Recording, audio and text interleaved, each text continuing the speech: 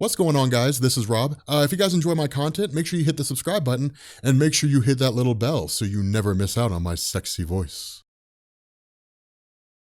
Okay, so continuing on with our X-Men chronology, which we've moved to Sundays, we're gonna cheat a little bit. We're actually gonna kind of take part of a story and cover that. Not really part of a story, so here's the deal.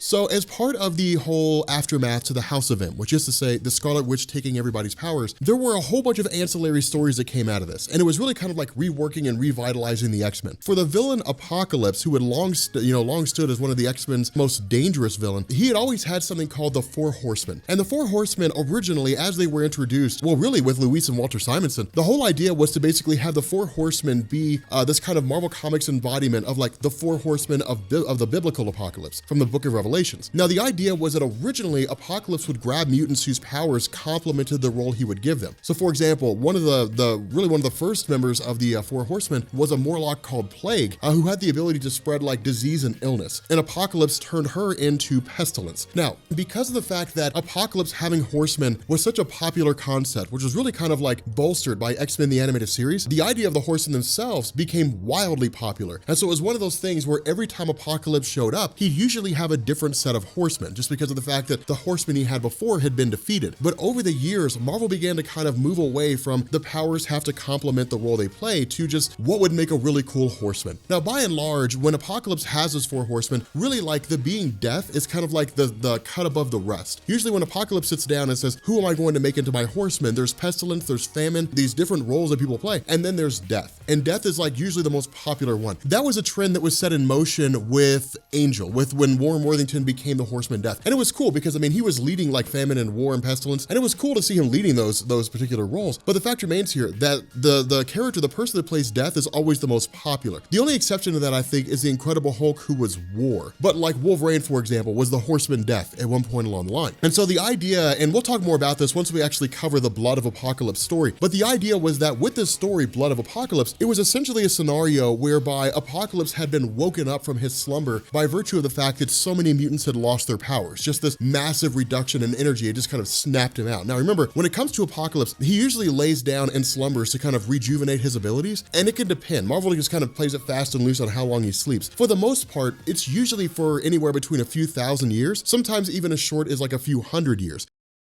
But the idea is that ever since Apocalypse first woke up, within the last, couple thousand years or so, the idea was that he's been on a constant crusade to try to take over the world. Now, eventually he'll go back into his slumber and he'll sleep for like another 2,000 years. And then when he emerges, he'll try to take over the world again, which he successfully did in Cable's future. But the whole idea is that when he emerged, when he basically woke up, he actually showed up on the grounds of the Xavier Institute of the X-Men Mansion and was like, I come here with vials of my blood. Those who believe in me, drink my blood and you will basically gain your powers. You'll get your powers back or get some kind of powers back. And those of you who don't, feel free to just kind of live down here in the slums, so to speak. And so what you ended up having was kind of like this mutant civil war to a degree. You had those who were faithful to Apocalypse and those who were not. The idea was that Gambit turned himself over to Apocalypse and we didn't know why. What this does is it explains why, but it kind of gives us like the transmogrification of Gambit, which is to say the process he undergoes to a degree on how he becomes the Horseman Death. Now it's kind of funny because when he first showed up to Apocalypse, it was, well, the X-Men never appreciated me, so I'm turning myself over to you because hopefully you could show some measure of appreciation. Now remember, most all the X-Men know who Apocalypse is. And for those of you guys who are not familiar, the Apocalypse you saw in the Fox movie, that was a sham. That's nowhere near how powerful Apocalypse is. Apocalypse is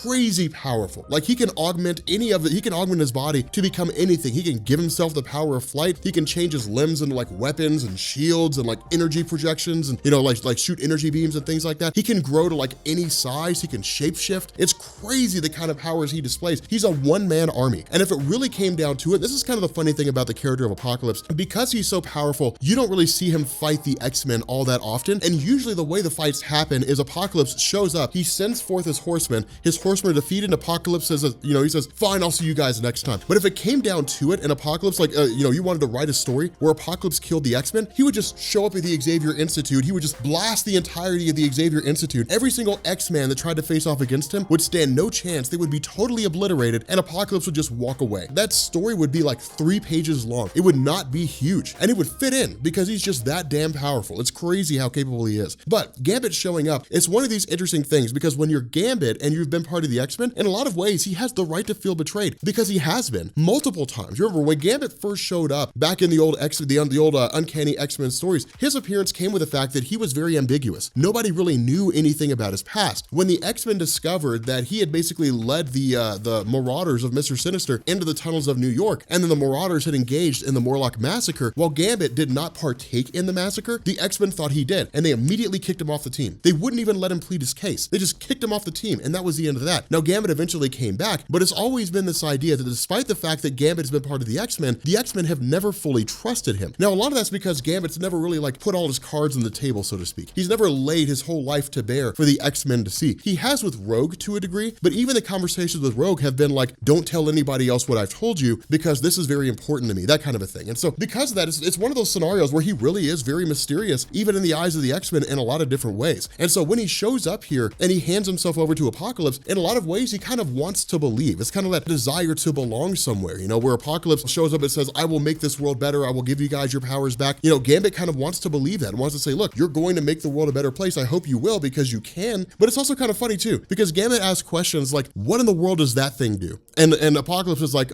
that's the Claw of Horus. And I actually don't really know. It just kind of messes with your body a little bit, I guess. Now, this is kind of funny here because in truth, Apocalypse inherently, like let's say, for example, we strip away all the technology of Apocalypse. He's just a mutant who's immortal and is like really strong. And that's really about it. Apocalypse's ability to access celestial technology, that's what grants him all the special powers that he has. That's what elevated him from just like an external, a legitimately immortal mutant to like a godly, like a demigod mutant. That's the only thing that really elevated him to that position is the celestial tech. But despite having meddled with it to a degree, Apocalypse doesn't understand it fully. He understands like if you expose someone to it and you set the machine in motion, it'll start augmenting their powers and they'll come out either with a new set of powers or with like a heightened level of their existing powers. But Apocalypse doesn't understand it 100% of the way. And that's kind of the interesting thing is because for him, if you go back and you read the old like Cable and Deadpool stories where it talks about how Cable was the traveler and he went back and met Apocalypse for the first time and like fought him and was the reason why Apocalypse was able to augment with celestial technology anyway, despite the fact that he had this access, his mind couldn't necessarily comprehend this technological stuff that was there that was hundreds of thousands, if not millions of years way ahead of anything humanity was able to achieve, even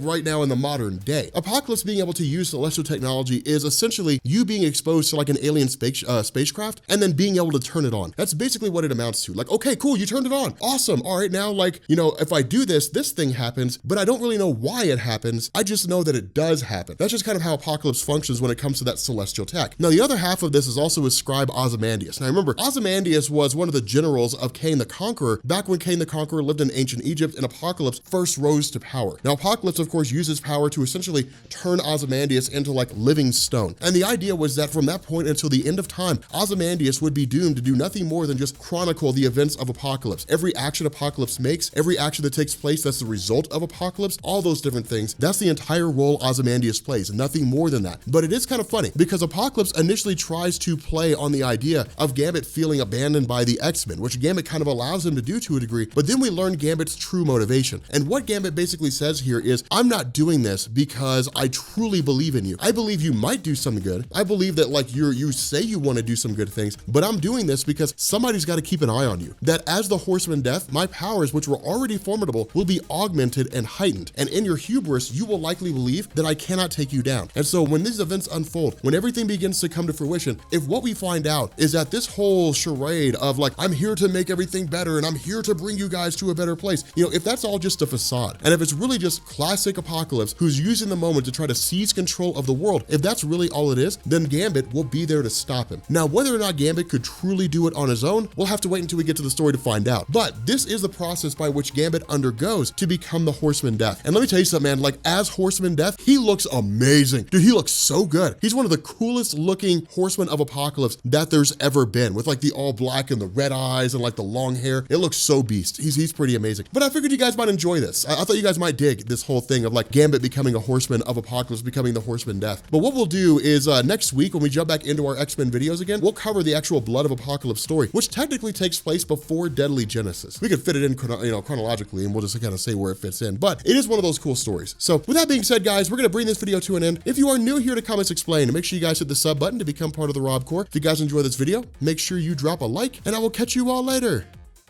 Peace.